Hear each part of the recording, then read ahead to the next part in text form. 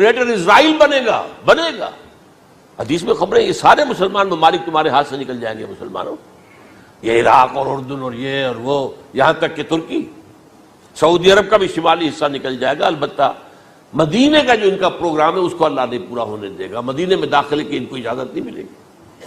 بہرحال یہ سارا کچھ ہونے والا ہے۔ وہ وقت بھی آنے والا ہے کہ حضور کی ایک حدیث کے مطابق ایک شخص کے 1000 بیٹے ہوں گے تو 999 ختم ہو جائیں گے، ایک بچے گا۔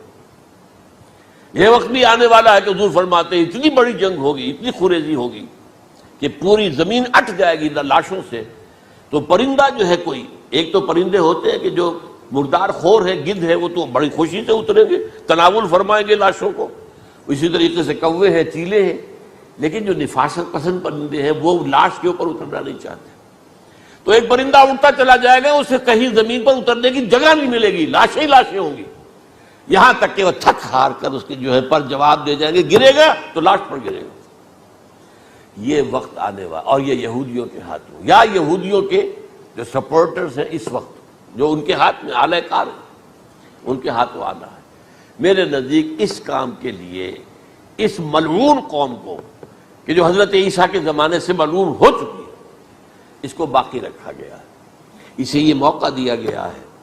اس نے اسرائیل بنا لیا ہے، تقریباً 2000 سال کے بعد وہ دوبارہ آ کر آباد ہوئے اس سرزمین میں جہاں سے نکال دیے گئے تھے 70 عیسوی کے اندر۔ یہ سارا کچھ کیوں ہو رہا ہے؟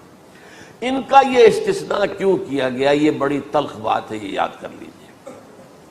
کیونکہ یا تو قوم اسی وقت ہلاک کر دی جاتی، جیسا کہ ہوا قوم نوح، قوم ہود، قوم عاد، قوم ثمود، قوم شعیب، یہ ہوا کہ نہیں ہوا؟ اور سدوم اور عمورہ کی بستیاں جہاں حضرت لوط بھیجے گئے، اور آل فرعون جو ہلاک کیے گئے، یا تو پوری قوم ہلاک کی جاتی؟ نہیں، یہ یوں سمجھیے کہ اس پورے معاملے کو درمیان میں سے ایک وقفہ دے دیا گیا، حضرت عیسیٰ کو اٹھا لیا گیا، اور حضرت عیسیٰ دوبارہ آئیں گے۔ یہ کیوں کیا گیا؟ اب اس میں بڑی تلخ بات آپ سے کہہ رہا ہوں، یہ آپ کے لیے قبول کرنا آسان نہیں، حلق سے نیچے اٹھنے کی مشکل سے۔ اس قوم کو زندہ رکھا گیا ہے جو ملعون اور مغضوب علیہم قوم ہے۔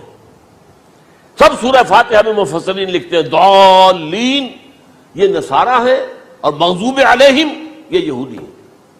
اور قرآن کہتا ہے لعن الذین کفروا من اہل الکتاب علی لسان داؤد وعیسی ابن مریم، لعنت کی گئی ایک ملعون اور مغضوب قوم کے ہاتھوں آخری امت محمد، اور اس کا بھی بہترین حصہ، اس پر عذاب ان کے ہاتھوں آئے گا، عربوں پر عذاب یہودیوں کے ہاتھوں، اس لیے ان کو بچایا گیا۔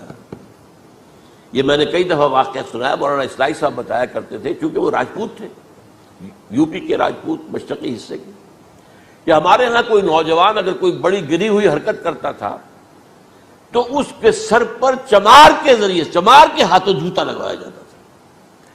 اگر راجپوت کے سر پر راجپوت کا جوتا گرا تو چلو تکلیف تو ہوئی، لیکن یہ کہ راجپوت کا جوتا گرا ہے نا، پڑا ہے، لیکن راجپوت کے سر پر چمار کا جوتا، جس کو آپ انگریزی میں کہتے ہیں to add insult to injury, وہ تکلیف بھی ہے جوتا کھانے کی، اور انسلٹ ہے کہ ایک چمار مار رہا ہے۔